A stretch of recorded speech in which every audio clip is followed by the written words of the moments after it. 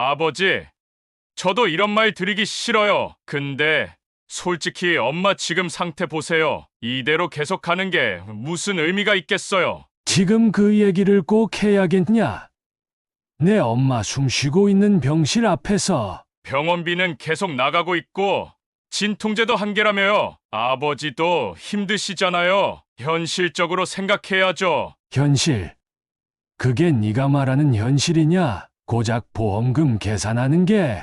아버지, 저도 자식이에요. 엄마 그렇게 누워 계신 거 매일 보는 거 안 힘들 줄 아세요? 힘들면 같이 손이라도 한번 잡아줘라. 말 한마디라도 따뜻하게 건네봐라. 그게 사람답게 보내드리는 거다. 안녕하세요. 인생 사연 이야기입니다. 오늘은 어머니가 암투병 중인데 보험금만 축 내는 자식들의 모습에 참교육해준 아버지의 사연입니다. 앞선 상황에 이어질 이야기는 어떻게 전개될까요? 여러 가지 인생 이야기를 라디오처럼 듣고 싶으시다면 구독과 좋아요를 눌러주세요. 이 이야기를 시작하겠습니다. 충남 천안. 오래된 시장 한복판에 자리 잡은 작은 시계방.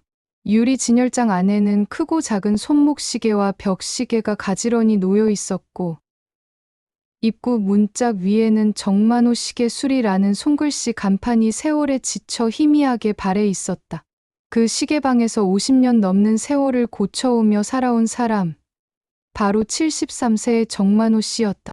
하루에도 수십 번 초침을 귀에 가까이 대고 톱니바퀴가 제대로 맞물리는 소리를 듣던 그는 시간의 흐름에 누구보다 민감한 사람이었다. 그런 그에게 한 통의 병원 전화는 그 어떤 시계 소리보다 차갑고 무자비하게 다가왔다. 환자 보호자분 맞으시죠? 정옥수님 검사 결과가 나왔습니다. 자세한 건 직접 상담하셔야 할 것 같습니다. 멀리 대전의 대학병원이었다. 병원을 다녀온 그날, 그는 아내의 손을 꼭 잡고 병원 복도에 앉았다. 의사는 조심스럽게 말했다. 말기암입니다. 이미 간과 폐로 전이된 상태고 남은 시간은 몇 개월 정도 예상됩니다. 말 그대로 시한부 판정이었다. 의사의 입에서는 희망을 놓지 마십시오라는 말이 나왔지만 그 말은 오히려 정만호 씨의 심장을 한 번 더 조여왔다. 그는 아무 말도 할 수 없었다. 머릿속이 텅 빈 듯했고 숨을 쉬는 것조차 잊은 듯했다. 정만호 씨는 세상에서 가장 성실한 가장이었다. 젊은 시절 누구보다 손이 빠르다는 이유로 시계 수리 기술을 배웠고 아이 셋을 키우며 단 한 번도 문을 늦게 연 적이 없는 사람이었다. 그에게 옥순 여사는 단순한 아내가 아니었다. 청춘 시절 함께 시장 골목을 걸으며 손을 맞잡았던 사람, 자식들이 잘 자라길 바라며 밤마다 함께 소박한 기도를 드리던 사람, 그리고 힘든 날이면 조용히 국 한 그릇 내주던 말 없는 위로의 사람. 평생을 함께 걸어온 반려자이자 인생 전부였다. 병원에서 돌아오는 차 안, 그는 창밖만 멍하니 바라보았다. 차창에 비친 자신의 얼굴은 믿을 수 없을 만큼 낯설었고 두 손은 할 일 없이 떨리고 있었다. 옥순 여사는 조용히 그의 손을 감싸 쥐었다. 괜찮아, 당신. 그 말이 더 아프게 가슴을 파고들었다. 정만호 씨는 그날 이후로 식사를 제대로 하지 못했다. 시계방에도 며칠 동안 문을 열지 않았다. 매일같이 찾아오던 단골 어르신들의 발걸음도 멈췄다. 시계방의 초침은 여전히 움직이고 있었지만 그의 시간은 그날 이후로 멈춘 듯했다. 정만호 씨는 밤마다 아내의 사진을 들여다보며 한숨을 쉬었다. 침대맡에 놓인 아내의 약 봉투, 병원에서 받아온 진단서, 그리고 의사의 차트 복사본까지 수십 번이나 펼쳐보고 접었다. 이게 꿈이었으면 좋겠다고 생각했지만 다시 눈을 감았다 떠도 현실은 변하지 않았다. 그는 내가 대신 아팠으면 좋았을까? 하고 되뇌었다. 손끝에 익숙하던 시계 바늘 하나도 제대로 잡히지 않았고 맥없이 놓친 부품이 바닥에 떨어지는 소리가 유난히 크게 울렸다. 이제껏 고쳐온 수천 개의 시계는 멈춘 시간들을 다시 움직이게 만들었지만 이번만큼은 그의 손으로도 되돌릴 수 없는 시간이 찾아온 것이었다. 그리고 그는 알았다. 진짜 두려운 건 죽음 그 자체가 아니라 남은 시간 동안 사랑하는 사람을 위해 무엇을 해줄 수 있을지조차 막막한 무력감이라는 것을 정만호 씨는 시계방 문을 닫은 지 며칠 만에 아예 철문에 임시 휴업이라는 종이를 붙였다. 오랜 세월 쌓인 책임감 때문에 마음은 무겁고 손이 근질거렸지만 더 이상 바늘을 맞추는 일에 집중할 수 없었다. 옥순 여사의 병세는 하루가 다르게 악화되었고 그 곁을 떠나는 일이 상상조차 되지 않았기 때문이다. 그는 매일 새벽 5시에 눈을 떴고 혼자 조용히 차를 한 잔 끓인 뒤 병원으로 향했다. 일찍 도착해 아내의 얼굴을 들여다보는 일이 어느새 습관이 되었고 살아있다는 것만으로도 감사하는 마음이 차올랐다. 처음 몇 주 동안은 희망이라는 이름으로 버틸 수 있었다. 간병인 없이 직접 옥순 여사의 몸을 닦이고 입에 죽을 떠먹이며 말동무도 되어 주었다. 그녀는 눈을 감고 있어도 가끔 그의 손을 느끼고 미세하게 미소 지었고 그런 표정 하나에 정만호 씨는 가슴이 먹먹해졌다. 그는 병실 창가에 놓인 작은 식물 화분에 물을 주며 매일 기도하듯 속삭였다. 옥순아, 하루만 더 버텨줘. 나랑 하루만 더 같이 있자. 그러나 시간이 지날수록 기적은 점점 멀어져 갔다. 처음엔 작은 소리에도 눈을 떴던 아내가 이제는 그의 목소리에도 미동조차 하지 않았다. 산소 호흡기의 소음만이 병실을 채웠고 약기운에 잠든 듯한 얼굴은 점점 창백해졌다. 의사는 무표정한 얼굴로 증상을 설명했고 그는 그 말들을 반쯤 듣는 척하며 아내의 손만 꼭 쥐고 있었다. 이제 통증이 점점 심해지실 겁니다. 진통제는 최대치로 맞고 계세요. 그 말이 머릿속에 멍하게 맴돌았다. 하루는 그녀가 고통에 찬 듯 몸을 조금 뒤척였고 그 짧은 신음소리에 정만호 씨는 화장실에서 급히 눈물을 닦고 나왔다. 아내의 고통이 줄어드는 대신 점점 말이 줄어들고 눈도 뜨지 않는 시간이 길어졌다. 그는 아내의 손톱을 자르고 입술에 바세린을 발라주며 속으로 중얼거렸다. 예쁘게 있어줘. 옥순아, 당신은 아직도 참 고와. 병원 복도에는 늘 사람이 바뀌었지만 정만호 씨는 그 자리 그대로 남아 있었다. 병원식 식판을 함께 받아 들고 오는 것도 익숙해졌고 침대 옆 접이식 간이 침대에서 허리를 굽힌 채 자는 것도 그의 일상이 되었다. 가끔 간호사들이 그를 말렸다. 어르신, 이러시면 병 나세요. 잠깐이라도 집에 다녀오세요. 그러나 그는 항상 똑같은 말을 했다. 아내 혼자 두면 불안해서요. 전 괜찮아요. 그의 얼굴은 점점 야위었고 흰 머리카락은 눈에 띄게 늘었다. 시계방을 지날 때마다 단골 어르신들이 정 선생님 요즘 안 보이시네 하고 말할 정도였다. 그러나 그는 세상과 단절된 채 오직 아내와의 하루하루의 모든 걸 쏟아붓고 있었다. 가끔 며느리가 찾아와 병실을 정리해주기도 했지만 대부분은 병원비와 보험금 문제로 전화를 거는 일이 더 많았다. 그는 그런 현실적인 문제들 앞에서 한숨을 쉬면서도 아내 앞에서는 늘 미소를 잃지 않으려 애썼다. 어느 날은 그녀가 잠결에 중얼거렸다. 만호 씨 그 시계 고쳤어. 그 순간 정만호 씨는 입술을 깨물며 눈을 감았다. 그토록 익숙한 아내의 목소리가 그리웠던 터라. 그는 그것만으로도 다시 살아갈 힘을 얻는 듯했다.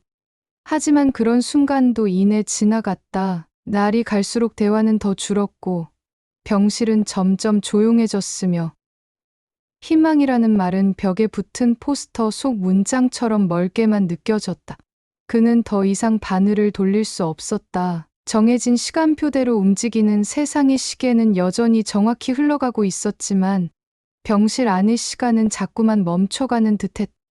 그는 자신이 아무리 애를 써도 이 시간을 되돌릴 수 없다는 사실에 절망했다.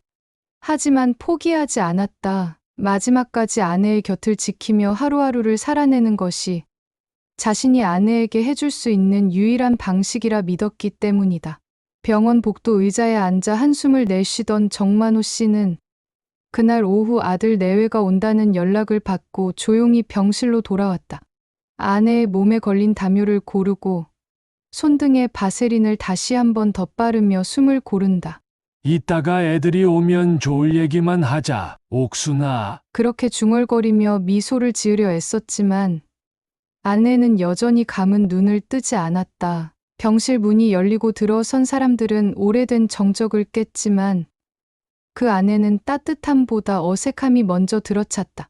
장남 정우석은 번듯한 셔츠에 검정 슬랙스를 입고 들어왔다. 서울 강남에서 건설회사 중간관리직으로 일하며 바쁜 삶을 살아가는 아들이었다. 그의 아내는 눈썹을 찡그리며 병실 안을 둘러보았다. 생각보다 상태가 많이 안 좋으시네. 라는 말이 공기처럼 가볍게 흘러나왔다. 옥순 여사의 손을 잡지도 않고 그저 발끝만 병상 아래를 툭툭 차며 침묵이 흐르자 정만호 씨는 조심스레 말했다. 그래도 어제보다 낫다네. 눈은 못 떠도 내 말은 듣더라고. 그 순간 아들의 손엔 어느새 스마트폰이 들려 있었고 그의 아내는 조용히 입을 열었다. 아버님, 혹시 실손보험이랑 종신보험 둘 다 유지하고 계시죠? 제가 예전에 어머님 명의 보험도 알아본 적 있어서요. 만호 씨는 말없이 고개만 끄덕였다. 그러자 아들은 휴대폰 화면을 보며 말을 이었다. 예전에 가입하셨던 게 한화랑 DB였죠. 암 진단금 따로 있고 사망보장 따로 있는 거니까 실비랑 합치면 꽤 나올 거예요. 순간 병실 안의 공기가 서늘하게 식었다. 정만호 씨는 그런 계산을 해본 적이 없었다. 그에게 보험은 혹시나의 대비였을 뿐. 이제는의 기회가 아니었기 때문이다. 그러나 자식들은 무슨 회의라도 하듯 서로의 눈치를 보며 보험금 항목을 나열하기 시작했다. 상조회사, 장례식장, 장례 절차까지 이야기의 흐름은 너무도 자연스럽게 죽음을 전제로 흘러가고 있었다. 상조회사랑 계약해 두신 데 있죠? 만약 없으시면 제가 서울에서 아름아름 아는 데가 있으니까 그쪽으로 알아볼게요. 며느리는 말을 마치고 곧바로 인터넷에서 장례 관련 업체를 검색하기 시작했다. 옆에 앉은 딸 정수미도 부산에서 올라온 지 얼마 안 된 피곤한 얼굴로 조용히 말했다. 오빠, 엄마 돌아가시고 나면 상속 문제도 미리 정리해야 돼. 엄마 명의로 된 통장이나 부동산 있나 확인하자. 정만호 씨는 아무 말도 하지 못한 채 아내의 손을 다시 덥석 잡았다. 옥순 여사의 마른 손등을 감싸 쥔 채 그저 속으로 되뇌었다. 듣지 마, 옥순아. 이런 얘기 들으라고. 우리 애들 키운 거 아닌데. 그의 눈가엔 어느새 눈물이 맺혔지만 아이들은 그것조차 보지 못했다. 아내의 머리맡에 두었던 작은 손거울이 삐딱하게 놓인 걸 다시 정리하며 그는 아무렇지 않은 척했다. 하지만 속은 무너지고 있었다. 이따금 간호사가 병실로 들어오면 자식들은 조용히 입을 닫고 스마트폰을 내려놓았다. 그러나 간호사가 나가면 또다시 이어지는 대화는 오직 돈, 서류, 절차에 관한 이야기뿐이었다. 정만호 씨는 자식들이 아내의 눈을 한번 바라보지도 않고 차가운 현실만을 이야기하는 모습에 깊은 상실감을 느꼈다.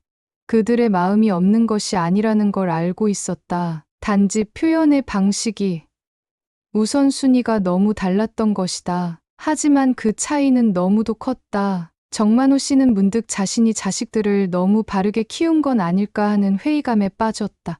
남에게 피해 주지 말고 돈은 깨끗하게 벌며 살라고 말했던 그 가르침이 지금 병실 안에서는 인간적인 정보다 계산기를 먼저 두드리는 어른들로 자라게 한 건 아닐까. 그는 조용히 눈을 감았다. 아내의 손을 꼭 잡고 무겁게 담은 입술 사이로 한마디를 꺼냈다. 내가 뭘 잘못 키운 걸까? 해가 넘어갈 무렵 병실 안은 붉은 노을빛으로 천천히 물들었다. 창밖의 풍경은 한때 두 사람이 자주 산책하던 동네 공원을 닮아 있었지만 병실 안의 공기는 너무도 딱딱하고 메말라 있었다.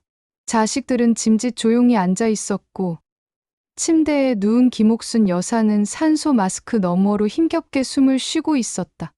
한참을 아무 말 없이 앉아있던 장남 정우석은 조용히 자리에서 일어났다. 그리고 어색한 말투로 아버지를 불렀다. 아버지, 잠깐 나와 보시겠어요? 정만호 씨는 무슨 이야기인지 대충 짐작하면서도 묵묵히 자리에서 일어나 병실 밖으로 나섰다. 병실 문을 닫는 순간 호흡기 소음과 모니터의 삑 하는 소리가 문 너머로 묻혔다. 복도 끝 창가 근처에 다다르자 호석은 주머니에서 휴대폰을 꺼내 잠시 화면을 내보였다. 보험 상품 비교표였다. 그는 조금 머뭇거리다 마치 준비한 말을 꺼내듯 입을 열었다. 아버지, 엄마 많이 힘드시잖아요. 솔직히 이제는 그냥 편하게 보내드리는 게 낫지 않겠어요? 그 말은 너무도 갑작스러웠고 너무도 담담했다. 마치 누군가의 병을 아닌 것처럼 혹은 이미 끝난 일처럼 말하는 듯한 말투였다. 정만호 씨는 눈을 크게 떴다. 입술이 달싹였지만 말이 나오지 않았다. 그런 아버지를 보며 아들은 재빨리 말을 이어갔다. 제가 이런 말씀 드리는 것도 참 모호하지만 이제 더 이상 고생만 시키는 것도 의미가 없잖아요. 병원비도 그렇고 엄마도 솔직히 의식 없으신 상태 오래 가는 건 안 좋다고 하잖아요. 그 말 속에는 걱정인 듯 걱정 아닌 기류가 섞여 있었다. 겉으론 아내를 위한 선택처럼 들렸지만 그 말의 결은 자꾸만 정리와 비용을 향하고 있었다. 아들은 조심스럽게 휴대폰을 돌려 아버지에게 보여주었다. 실손보험 청구 가능액, 사망보험 보장 내역, 예상 수령 시점까지 정리된 표였다. 정만호 씨는 그 표를 한참 들여다보다가 조용히 시선을 거두었다. 지금 그 얘기를 왜 지금 하니? 작고 단단한 목소리였다. 그의 눈엔 눈물이 고이기보단 차가운 슬픔이 맴돌았다. 호석은 당황한 듯 두 손을 허벅지에 얹고 고개를 숙였다. 죄송해요. 아버지, 그냥 너무 오래 끌어봐야 서로 고생만 하잖아요. 엄마도 아프기만 하시고. 말은 멈칫거리며 이어졌지만 그의 눈엔 어디까지가 진심이고 어디까지가 계산인지 분간이 어려웠다. 정만호 씨는 복도 창문 너머 어둑해진 하늘을 바라보았다. 그리고 한참을 침묵한 끝에 조용히 말했다. 호석아, 내 엄마는 아직 살아있어. 좀 쉬고 있고 내 손도 잡아. 지금은 아플 뿐이야. 그는 두 손을 꼭 맞잡으며 말을 이었다. 넌 어릴 때부터 뭐든 빨리 정리하고 넘어가길 좋아했지. 근데 사람 마음은 그렇게 쉽게 정리되는 게 아니다. 호석은 할 말을 잃은 듯 고개를 푹 숙였다. 정만호 씨는 마음 깊은 곳에서부터 무너져 내리는 기분을 꾹꾹 눌러 담으며 다시 병실 쪽을 향해 걸어갔다. 문을 열기 전 잠시 멈춰 섰다. 편하게 보내드리는 게 낫다는 그 말이 아직도 귓가에 맴돌았다. 그 말 속에는 어쩌면 호석 나름의 고뇌도 있었을 테지만 그보다는 이쯤이면 그만해도 되지 않냐는 너무 이른 포기의 냄새가 짙었다. 문을 열고 병실 안으로 다시 들어선 순간 정만호 씨는 무너지지 않기 위해 고개를 들었다. 아내는 여전히 눈을 감고 있었고 손끝이 조금 떨리고 있었다. 그는 조심스레 그 손을 감싸 쥐었다. 눈물이 나올 것 같았지만 꾹 참았다. 아들이 아직 젊어서 이해하지 못한 걸 그는 아내와의 긴 시간 속에서 너무나 잘 알고 있었다. 그것은 아직 끝나지 않았다는 것. 사랑하는 사람과의 이별은 그저 고통의 정리가 아니라 마지막까지 지켜주는 것이라는 것을. 그날 밤 병실 창밖으로는 눈발이 조용히 흩날리고 있었다. 11월의 끝자락, 겨울 초입의 공기는 병원 창문 너머로까지 스며들 만큼 싸늘했고 병실 안은 고요했다. 정만호 씨는 간이 침대에 등을 기대지 않은 채 병실 한켠의 낡은 의자에 앉아 있었다. 형광등 불빛 아래에서 그의 그림자는 길게 늘어졌고 아내의 침상 곁에는 미동 하나 없는 정적만이 흘렀다. 창밖을 바라보던 그의 눈엔 피곤이 아닌 깊은 고뇌가 내려앉아 있었다. 얼마 전까지만 해도 아들 정우석의 이제는 그냥 보내드리는 게 낫지 않겠어요? 라는 말이 단지 순간의 경솔함이라 여기고 싶었다. 그러나 병실 밖에서 주고받은 대화, 계산기 앱 속에 숫자로 정리된 보험 항목들. 며느리가 보인 표정 없는 현실 감각은 그저 한순간의 실수가 아니었다. 그것은 분명히 그들이 아버지로서의 자신보단 남겨질 금액과 절차를 먼저 생각하고 있다는 신호였다. 그는 창가로 다가가 천천히 유리창에 손을 얹었다. 창문은 서리로 뿌옇게 흐려져 있었고 바깥 풍경은 형체 없는 희뿌연 그림자처럼 일그러져 있었다. 그 흐릿한 유리창에 비친 자신의 얼굴은 낯설고 초라했다. 이게 가족이었나? 마음속에서 올라오는 문장은 입 밖으로는 나오지 못한 채 목구멍 안에서 떨려왔다. 손끝이 시려웠고 가슴은 먹먹하게 조여왔다. 그는 평생 가족이라는 울타리를 만들기 위해 살아왔다. 자식들이 학교 다니던 시절엔 밤낮 없이 시계방 문을 열었고 입학식 날엔 수성 공복을 입은 채 학교 앞까지 달려간 기억도 생생했다. 아내와 둘이 꾸렸던 조그만 셋방살이, 아들이 대학에 합격했을 때 두 손 맞잡고 울던 날, 딸이 첫 아이를 낳았을 때 병원 복도에서 뛰어다니며 간호사 찾던 순간들 모두가 한 점 한 점 따뜻한 기억이었다. 그 기억들이 오늘 아내의 병실 안에서 무너지는 소리를 들은 듯한 기분이었다. 그는 의자에 조용히 앉아 테이블 위에 놓인 작은 수첩을 꺼냈다. 손때가 묻은 갈색 커버 안에는 아내가 병을 앓기 전까지 정기적으로 병원에서 받은 건강검진 결과, 병원비 내역, 그리고 아내와 함께 다녀온 여행지들이 적혀 있었다. 한 장을 넘기자 옥순 여사가 몇 달 전 직접 적어둔 짧은 메모가 나왔다. 만호 씨, 다음 봄엔 우리 진해 벚꽃 보러 가요. 같이 걷고 싶어요. 꼭. 그 문장을 본 순간 정만호 씨의 손이 멈췄다. 그리고 입술이 떨리기 시작했다. 그는 책상 위에 놓인 작은 사진 하나를 들여다보았다. 몇 년 전 가족들이 모여 함께 찍은 사진이었다. 모두 환하게 웃고 있었다. 하지만 지금 그 웃음은 낯설고 무색하게 느껴졌다. 그 웃음들 속에 진심은 얼마나 있었을까라는 생각이 문득 스쳤다. 자신이 지켜내고자 했던 가족이 언젠가부터 유산과 책임 분배로 계산되는 공동체가 되어 있었음을 깨닫는 순간 가슴 깊은 곳에서부터 서늘한 한기가 밀려왔다. 내가 만든 이 울타리 안에 따뜻함이 남아 있었던가? 병원 복도 끝을 바라보며 그는 조용히 눈을 감았다. 아내의 숨소리는 여전히 약했고 호흡기 기계는 일정한 리듬으로 똑같은 소리를 내고 있었다.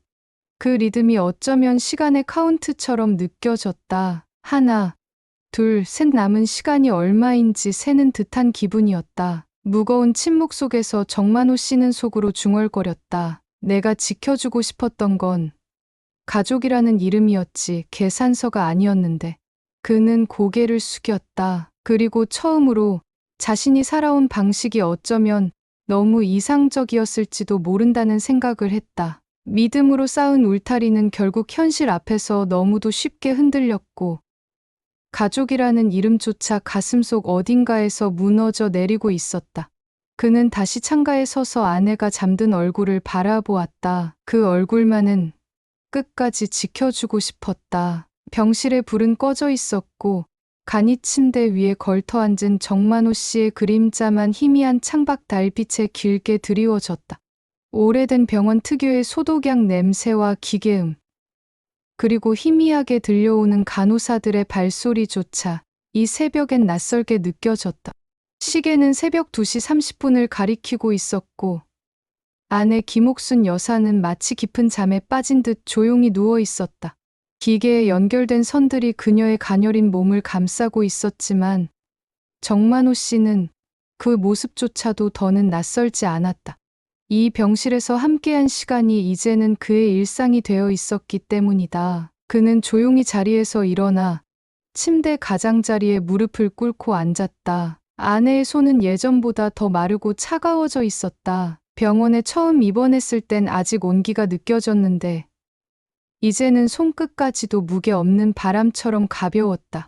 그는 떨리는 손으로 조심스럽게 아내의 손을 감싸 쥐었다. 춥지 않아. 내 손 따뜻하지? 말은 조용히 나왔지만 목소리는 금방이라도 울음을 터뜨릴 듯 떨리고 있었다. 그는 마주한 아내의 얼굴을 천천히 들여다보았다. 수십 년을 함께한 얼굴, 한겨울에도 맨손으로 시장 바구니를 들고 오던 그 손의 주인, 아이들 뒷바라지하며 자신보다 먼저 늙어버린 얼굴, 옥순 여사의 눈가엔 얇은 주름이 잔잔하게 퍼져 있었고 그 주름 하나하나에 그의 인생이 담겨 있었다. 그는 문득 예전에 아내가 웃으며 해주던 말이 떠올랐다. 당신은 말은 없는데 손 잡는 건 참 따뜻했어. 그 말을 들을 땐 웃어 넘겼지만 지금 그 말을 다시 떠올리자 견딜 수 없는 슬픔이 몰려왔다. 정만호 씨는 고개를 숙였다. 그리고 아주 천천히 그동안 혼자서 삭혀왔던 마음속 말들을 하나하나 꺼내기 시작했다. 옥순아, 미안해. 당신 아픈 거 알면서도 내가 너무 늦게 알아차렸어. 처음 병원에서 말기라고 들었을 때 난 그냥 아무 말도 못했어. 그저 멍하니 병실 천장만 바라봤지. 그는 천천히 눈을 감았다. 눈물 한 줄기가 뺨을 타고 조용히 흘러내렸다. 아내는 여전히 눈을 감고 있었지만 그 눈물은 꼭 그녀에게 들려주듯 조용한 진심이었다. 근데 말이야, 나 오늘에서야 깨달았어. 그는 눈물에 젖은 목소리로 말을 이었다. 우리 자식들 나름대로 잘 자란 줄 알았는데 당신이 누워있는 이 병실 안에서 그 애들이 나눈 말들은 너무 차가웠어. 보험이 얼마 나오느니, 장례를 어디서 치르느니, 당신 손 한 번 못 잡고 그런 얘기들만 하더라고. 그는 잠시 말을 멈췄다. 손에 꼭 쥔 아내의 손을 조금 더 세게 감쌌다. 마치 잡지 않으면 흩어질 것 같은, 바람처럼 사라져버릴 것 같은 두려움 때문이었다. 그리고 마침내 그는 그 말 한마디를 꺼냈다. 옥순아, 자식들보다 당신이 더 소중했어. 나는 이제야 알았어. 그 말은 너무 늦었지만 그의 생에서 가장 진심 어린 고백이었다. 수십 년을 함께 살면서 단 한 번도 입 밖으로 내지 않았던 그 마음. 당연히 알고 있을 거라 생각했지만 실은 한 번쯤은 말해줘야 했던 진심. 그는 마치 고백하듯, 뉘우치듯 눈물에 젖은 그 한마디를 다시 반복했다. 정말이야. 나 평생 당신 덕에 살았어.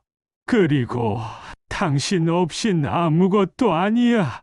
그 순간 아주 미세하게 아내의 손끝이 움찔했다. 그것이 반사작용이었는지 진짜 반응이었는지 그는 알 수 없었다. 하지만 그는 그것만으로도 울컥하며 또 한 번 아내의 손을 꼭 감쌌다. 그래도 늦기 전에 말해서 다행이야.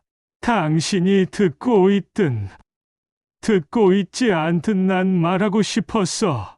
내 진짜 마음을. 그 새벽 병실은 여전히 고요했지만 정만호 씨의 마음속에선 오래도록 잠들어 있던 사랑이 다시 깨어나고 있었다. 시간은 여전히 아내를 향해 흘러가고 있었고 그는 그 옆에서 마지막까지 사랑받고 있다는 걸 느끼게 해주고 싶었다. 다음 날 아침 해는 병실 창문 너머로 조용히 얼굴을 비췄다. 은은한 햇살이 창틀에 기대선 정만호 씨의 어깨에 살포시 내려앉았다. 그는 밤새 한숨도 자지 못한 얼굴로 여전히 그 자리에 앉아 있었고 아내 김옥순 여사는 어제와 다르지 않은 모습으로 깊은 잠에 들어 있었다. 하지만 단 한 가지 바뀐 것이 있었다. 그의 마음. 밤새 머릿속을 떠나지 않던 한 문장. 자식들보다 당신이 더 소중했어. 나는 이제야 알았어. 그 말은 단순한 고백을 넘어서 그가 살아온 모든 시간을 돌아보게 하는 계기가 되었다. 평생 가족을 위해 살아왔지만 정작 그가 진정 지켜야 했던 건 가족의 형식이 아니라 그 안에 담긴 온기와 존엄이라는 걸 깨닫게 된 것이다. 아침 9시가 조금 넘어가자 그는 조용히 병실을 나와 병원 내 상담센터로 향했다. 병원 1층 구석에 자리한 사회복지팀 사무실. 어르신들이 가끔 상담을 받거나 장기 기증을 문의하거나 중증 환자 가족이 조용히 눈물을 흘리는 공간이었다. 정만호 씨는 서류가 들어있는 작은 봉투를 꺼내놓으며 말했다. 이걸 도와주실 수 있을까요? 보험금 수령자 변경이랑 기부 절차요. 사회복지사는 놀란 듯 고개를 들었다. 기부요? 보호자분 이름으로요?